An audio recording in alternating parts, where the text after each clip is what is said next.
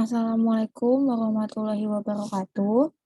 Di sini saya akan membuat video tentang buruknya zat limbah dalam pangan dan perairan serta perikanan. Sebelum saya menjelaskan materi tentang judul saya, izinkan saya memperkenalkan diri saya terlebih dahulu. Perkenalkan, nama saya Hairunisa Pangestu, saya mahasiswi Universitas Muhammadiyah Profesor Dr. Hamka, Fakultas Keguruan dan Ilmu Pendidikan, Prodi Pendidikan Ekonomi. Sesuai judulnya, yaitu buruknya zat limbah dalam pangan dan perairan serta perikanan. Di sini pertama-tama kita harus tahu apa itu pangan. Pangan merupakan kata lain dari makan. Setiap makhluk hidup membutuhkan makanan.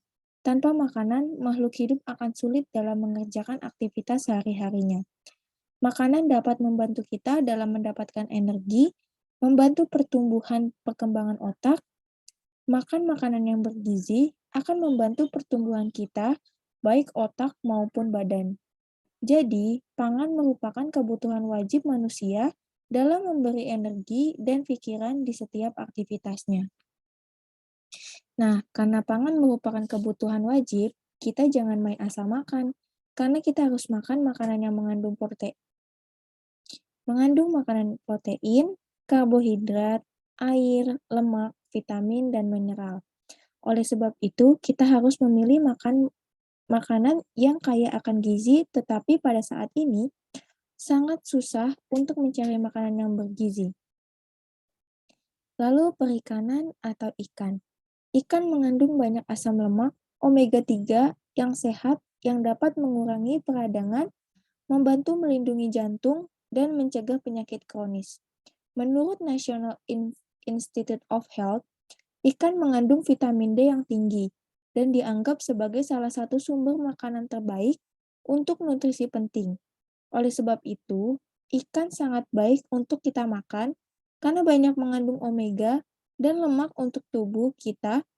Sebelum kita makan ikan, kita harus tahu dulu sebab kita hidup bukan seperti di negara Jepang yang mempunyai air bersih, bahkan disalurkan airnya pun bersih. Kita hidup di Jakarta yang banyak akan industri dan mempunyai air yang sedikit, mempunyai populasi yang kotor. Indonesia adalah negara kepulauan terbesar di dunia, dengan potensi sumber daya perikanan yang sangat besar dan rumah bagi 25% spesies ikan di dunia. Sektor perikanan mendapatkan perhatian penting dari pemerintah.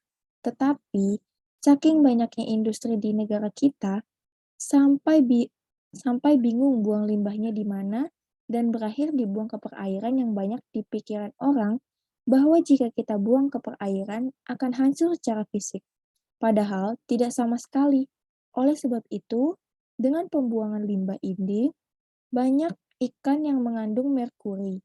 Karena perairan kita yang tidak sehat, oleh sebab itu, menjaga perairan sangatlah susah, sebab sudah tercemar dengan banyaknya limbah. Walaupun sektor perikanan dan perairan mendapatkan perhatian khusus dari pemerintah. Mengapa limbah bisa sangat banyak di perairan? Sebab kawasan industri di Indonesia dibangun dekat dengan perairan, seperti contohnya di Pulau Obi, yang lautnya kini mengandung limbah logam berat.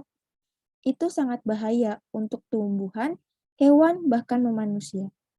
Tapi di Pulau Jawa, tepatnya di daerah Yogyakarta, ada 12 industri, 10 diantaranya industri kulit, yang dimana airnya itu banyak mengandung kimia, tetapi ada satu industri yang mengobatkan limbahnya dulu, baru dibuang, agar tidak terlalu bahaya jika sampai ke lautan.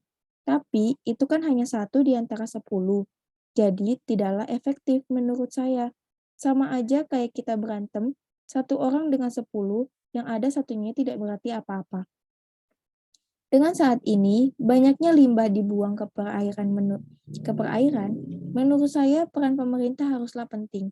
Jika ada suatu industri yang mempunyai limbah bahaya, harus diawasi bagaimana limbah dibuang, dan jika bahaya, kita harus kita harus memikirkan bagaimana supaya itu tidak membuat populasi dalam air.